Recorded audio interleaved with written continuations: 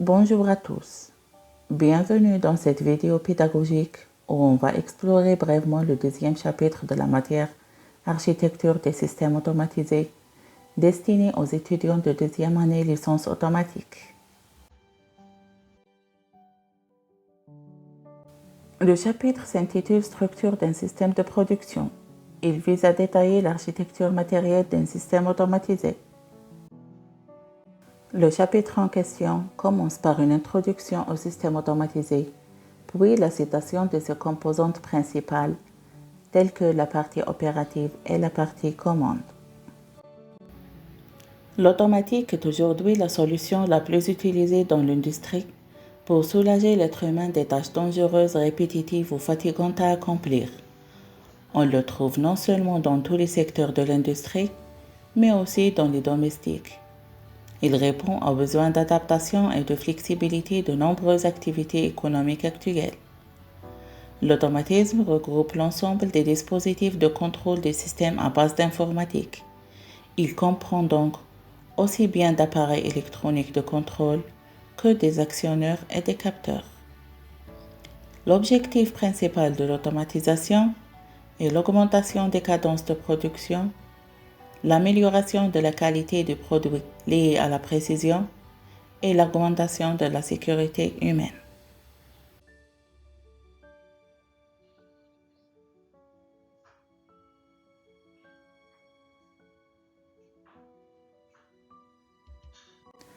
Les automatismes sont partout dans notre vie quotidienne. Par exemple, pour choisir et obtenir des boissons, on utilise un distributeur automatique de boissons. Pour retirer facilement et à tout moment de l'argent, on utilise un guichet bancaire automatique. Pour faciliter l'accès au parking, on utilise une barrière automatique. Et pour gérer la circulation routière, on peut utiliser des feux de carrefour automatiques. Un système automatisé de production a pour but d'apporter une valeur ajoutée à la matière d'œuvre. Il élabore des produits qui peuvent être soit des produits finis, soit des produits intermédiaires servant à la réalisation des produits finis. Il est également alimenté en énergie électrique, pneumatique ou hydraulique. Il génère également des déchets divers, tels que les chutes de coupe et des eaux sales. Son fonctionnement nécessite différentes interventions humaines, le personnel d'exploitation, le personnel de réglage et le personnel de maintenance.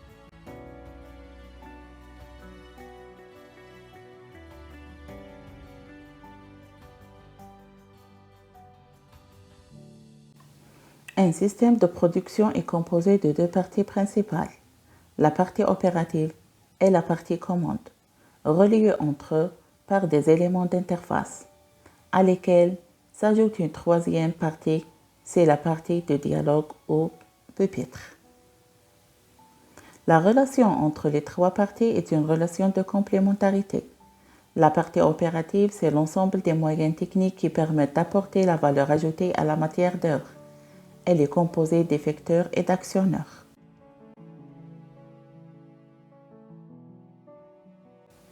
L'effecteur, c'est l'élément qui agit directement sur la matière d'œuvre pour lui ajouter la valeur ajoutée. Il utilise l'énergie donnée par l'actionneur, par exemple la tête de soudure, la pince de robot et la mort d'étang.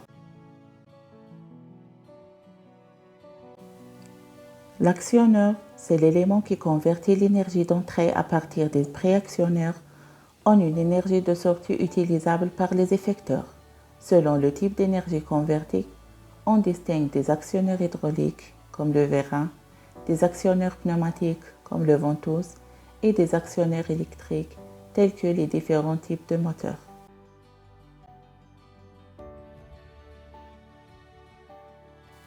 La partie commande, c'est l'ensemble des moyens de traitement de l'information qui assurent le pilotage et la coordination des actions en tâches souhaitées. Elle représente le cerveau qui réfléchit et décide pour donner les ordres à la partie opérative. La réalisation de la partie commande est basée sur une architecture intégrant un microprocesseur qui exécute un programme. Il s'agit d'un automate programmable industriel ou d'un ordinateur industriel. Un automate programmable industriel est alimenté par une tension de 24 volts. Il se compose de plusieurs éléments reliés entre eux par des bus. Un processeur, c'est l'élément responsable de l'exécution des instructions. Une zone mémoire pour recevoir, gérer et stocker les données. Et des modules d'entrée-sortie, qui sont des cartes spécialisées capables de véhiculer les signaux entrants et sortants en toute sécurité.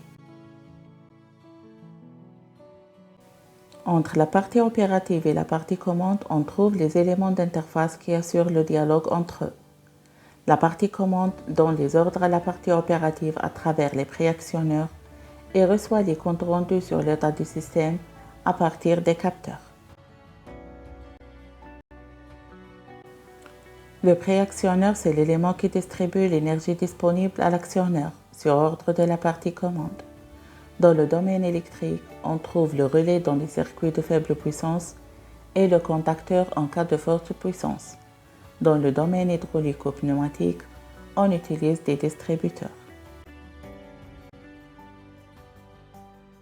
Le capteur fournit à la partie commande les informations sur l'état de la partie opérative et convertit les informations physiques de la partie opérative en grandeur électrique exploitable par la partie commande. Selon le signal délivré, un capteur peut être tout ou rien, comme le capteur de présence des vannes automatiques, ou bien analogique comme le thermocouple, ou numérique comme le lecteur CD.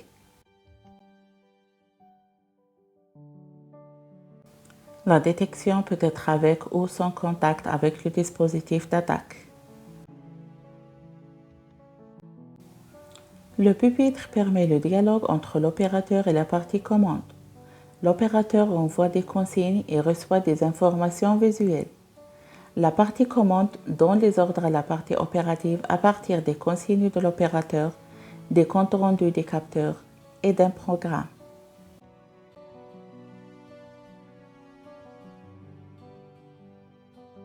L'étude de l'interface homme-machine s'occupe de tous les moyens et outils permettant à un humain de contrôler, communiquer et interagir avec un système interactif. L'interfaçage fait appel aux trois principales fonctions d'interaction humaine. Le toucher, en utilisant la commande par bouton, écran tactile, clavier et pavé numérique. La vision, par surveillance et contrôle sur écran et colonne lumineuse. Et l'ouïe à travers les alarmes sonores et bip.